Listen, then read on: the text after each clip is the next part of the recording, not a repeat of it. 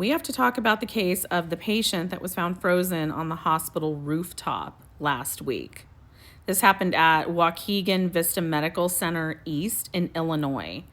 So this patient was only 28 years old, reportedly checked herself in to the hospital. They haven't said why, except it is reported that she had a sitter. So possibly for some psychological issues, we don't know. But sometime like the next day around 2 a.m., she left her room and went to the roof of the hospital where the door allegedly locks behind you. Like, why is the patient even having access to the roof, And it was snowing and cold, and she only had on her hospital gown and underwear. And she wasn't found for another 7 hours, 7+ hours. And the only reason she was found was because a visitor happened to see her there.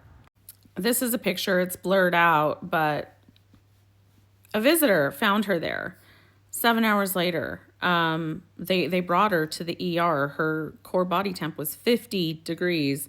They worked on her allegedly for like 14 hours and could not get her back. The preliminary cause of death is hypothermia.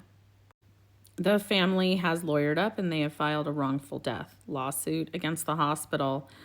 But they also claim that the hospital lied to them and said that she was found outside a family dollar store, unresponsive, not on the hospital roof. The CEO has said publicly to the media that the coroner who said the initial preliminary cause of death is hypothermia, that the coroner has a personal vendetta against the hospital, and therefore we just can't believe that. I mean, I don't know. What would be your first guess for being outside almost naked in the snow for 7 hours? That doesn't sound like hypothermia to you? The coroner has a vendetta against the hospital? Okay. There's also claims that there have been recent layoffs and furloughs at this hospital that have compromised patient safety because they allegedly included sitters. And this patient was supposed to have a sitter. So, this is sounding not good for the hospital, clear negligence.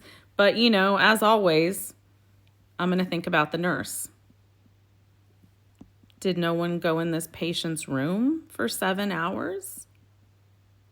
And was the nurse charting that they were rounding on the patient? Q1, Q2 hours? Because if they were, again, that is how they're getting nurses. That is falsification of documentation, falsifying medical records. That's often a felony. That's how they're getting nurses. You need to set eyes on your patients. And if you didn't, don't ever chart that you did. Now, I don't know. I don't know any of the specifics with the nurse, with the sitter, CNA, any of that. I'm just saying. But this is awful. How does a patient go missing from like an acute care hospital for 7 hours and no one notices? No one even goes to look. And God knows how long she would have been missing if the visitor hadn't found her.